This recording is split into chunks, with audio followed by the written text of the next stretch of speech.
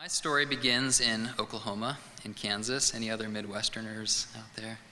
All right. Grew up in a very conservative Baptist church culture. My family went to church twice on Sunday, at least once during the middle of the week. Me and my sister were heavily involved in Awana, Sunday school, Bible clubs, youth group, memorizing scripture, usually for various rewards, pins, trophies, medals, recognition of some sort. And one thing that was ingrained in my scripture memory bank from an early age was something called the Roman Road, or the Roman Road to Salvation. Anyone out there familiar with that? Okay. So the Roman Road, as I understood it, was a series of 6 or 7 Bible verses from Romans, though I think John 3:16 was in the mix as well, that collectively spelled out exactly what individuals like me needed to do to get saved. So as a kid, of course, when eternity is on the line, there's an incentive to memorize this. I needed to know what the Roman Road was, and I had it down pat. I knew what it was. I was ready to do street evangelism, if need be, with the Roman Road. But I had no concept at all of what a Roman road actually was, or that it was a thing that played into the historical narrative of the world in which Jesus lived.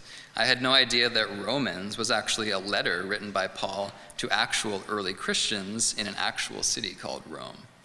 The Roman road I knew was about decontextualized concepts packaged for an individualistic purpose, not enfleshed reality within a bigger picture story.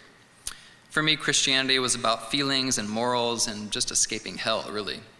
The phrase moralistic therapeutic deism, which was coined a few years ago by sociologist Christian Smith in reference to the faith of today's American teenagers, was a pretty accurate description of some of my youth upbringing in Christianity.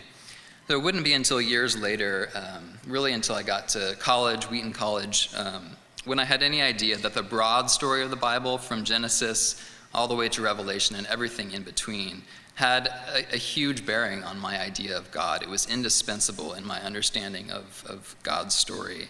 And that the most important thing about the Bible was not actually my individual salvation, but rather the bigger story of God's redemptive purposes in the world.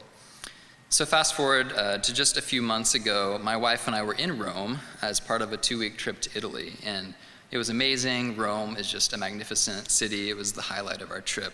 Just to be walking among these ancient ruins of buildings that stood in Jesus' day, seeing structures that Paul saw, the prison where Peter was held, the location where Paul may or may not be buried, and just learning about the actual Roman roads that were a key part of the infrastructure of the Roman Empire into which Christianity was born, and actually that helped the fast rise of Christianity.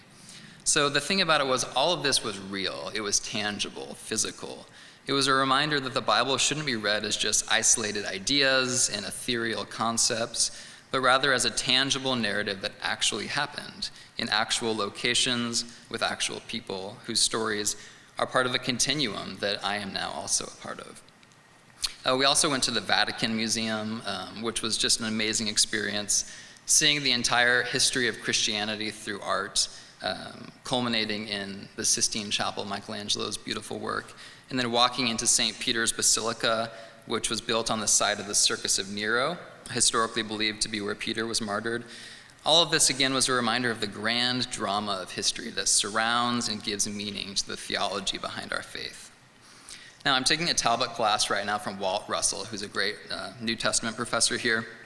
And the other day in class, he pointed out that Western Christianity tends to erroneously read the narrative of Scripture through a vertical framework. So it's about us as individuals, God above, and how we get right with God through the atoning work of Jesus. Now, that's important, of course, that's true, but he says the way we should read Scripture is actually not primarily vertically, but rather horizontally, as one big narrative that begins in Eden, builds through Israel, climaxes with Christ, includes the church, and looks forward to Christ's return. So yes, our individual stories matter, but I would suggest they mostly matter because they are subplots or microcosms of the big story God is telling. Each of our lives can be a reflection of the redemptive story God authors on a massive scale. Each is a compelling chapter in the epic of creation. So being a film lover, being a film critic, I always like to bring in movies when I'm discussing things. So The Tree of Life by Terrence Malick, I think, really encapsulates this idea well. I hope most of you have seen it. It's a masterpiece of contemporary cinema, and I wish we could even show it as part of this conference because I think it's so on the topic. So The Tree of Life, this movie is essentially about the birth and death of the universe with an intimate story of a Texas family in between. It's a powerful juxtaposition of the micro and the macro, a small s story of the O'Brien family's struggle with grief, love, sin, and redemption in Waco, Texas, set against the big S backdrop of God's handiwork in the cosmos. So 1 minute the film is showing us these intimate moments of a mother grieving the loss of her son. The next minute the film kind of takes a break to show us the birth of the universe for 20 minutes, this abstract experience of sight and sound. Now, the elliptical structure of the Tree of Life reflects its title, which is a nod to the biblical image of the Tree of Life that appears both in Genesis in the Garden of Eden and again at the end in Revelation 22 with Eden restored in the new creation. I would suggest that all of our stories, like that of the O'Brien family in the Tree of Life, take place between these two trees, Paradise Lost and Paradise Regained. All of our stories are groaning for restoration, for a return to the garden. This unsettledness and in-betweenness fuels our desire to make art and tell stories, to express the longings of life between the two trees. Now, as we've seen in all of the talks and performances and discussions today, story is an incredibly powerful force in our world. It's the DNA of humanity. It's what we are. It's how we live. But I would say, it's a realm that we exist in. Christians have to exist within it and be excellent within it. But I'd suggest that the trajectory our culture is on when it comes to story is something we should maybe resist. The more fragmented and isolated and self-oriented our stories become in this I world, the less impact they will have. Our stories matter not because they are our stories in the end, but because they are God's. And this is truly countercultural in our self-obsessed YouTube, iPhone, Facebook culture. When we have only this vertical orientation of caring about me and Jesus, or mostly just me, we miss out on the grandeur and drama of the big story, and our narrative impact will be relatively minor. But when we situate ourselves within the horizontal story, connecting ourselves to tradition and meaning and struggle all the way back to the fall and then all the way forward to restoration, our storytelling will pulsate with a transcendent energy. These are the types of stories that we need to be telling.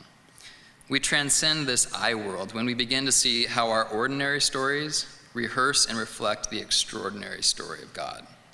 When we begin to see that the Roman road is not just a conceptual roadmap for individual salvation, but it's a real historical plot point, as each of us are in God's ongoing narrative.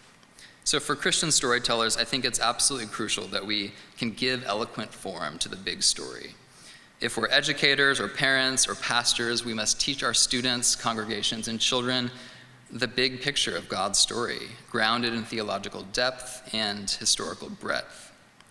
And I think part of the reason why young people are maybe leaving Christianity or abandoning it in America, in the West, is precisely because the Christianity that they've known, that they've been brought up within, is primarily about disconnected moral lessons and a vague, kind of de-storied therapeutic deism that is untethered to anything other than really individual salvation and individual happiness. So it behooves us to push back against this. It behooves us to re-story the church.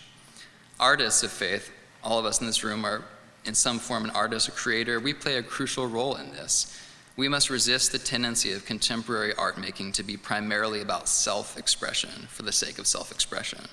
Instead, we must paint, photograph, film, compose, create, and recreate work that glimpses the greater narrative. A narrative that, yes, necessarily includes us, but is bigger than us. It's a narrative that is marginalized in our world today, which is overwhelmed and exhausted by millions of stories a minute. But this is precisely why it's a narrative that we need more than ever. So thank you.